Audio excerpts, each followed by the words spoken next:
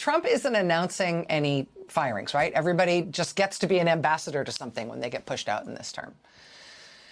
But in the military and national security part of the U.S. government, if you watch what they're actually doing, it is really starting to look like mass firings of everyone with any kind of standing, everyone of consequence.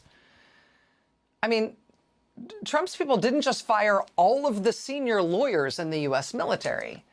They fired or pushed out the chairman of the Joint Chiefs of Staff, the Chief of Staff of the Air Force, the Second in Command of the Air Force, the Commandant of the Coast Guard, the Chief of Naval Operations, the Deputy Head of the NSA, the Head of the NSA and the Head of Cyber Command, the Chair of the National Intelligence Council. Now, just recently on Friday, they fired the Head of the Defense Intelligence Agency, the Chief of the U.S. Navy Reserve, and also the Head of the Navy SEALs.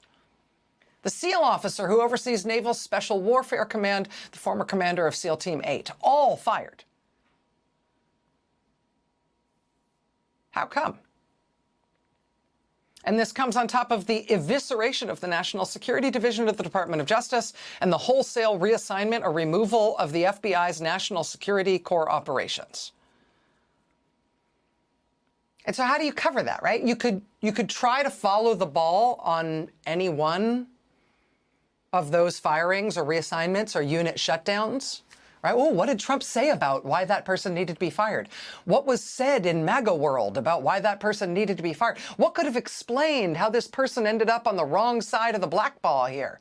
I mean, you could try to follow the individual story of all of these firings and reassignments and unit shutdowns the way we can try to discern the story behind any of Trump's newly announced ambassadors as they one by one are expelled from some government agency or the White House or from a romantic relationship with one of the president's adult children. And you can follow these stories one by one. Or you can look at the big picture and recognize that what's happening here might be quite important, particularly in the national security sphere. Right? At the same time, the president is repurposing all federal law enforcement agencies and the U.S. military into an armed force, in some cases a masked armed force that patrols and polices and occupies U.S. cities. He is simultaneously degrading the professional core of those entities, degrading the professional core of federal law enforcement, the military, the intelligence agencies, and even emergency response. He is deprofessionalizing the U.S. military and federal law enforcement and federal emergency response, while he is turning those kinds of forces against the American people on American soil. And why would you do that? I mean, maybe somebody should ask him, although would you believe his answer?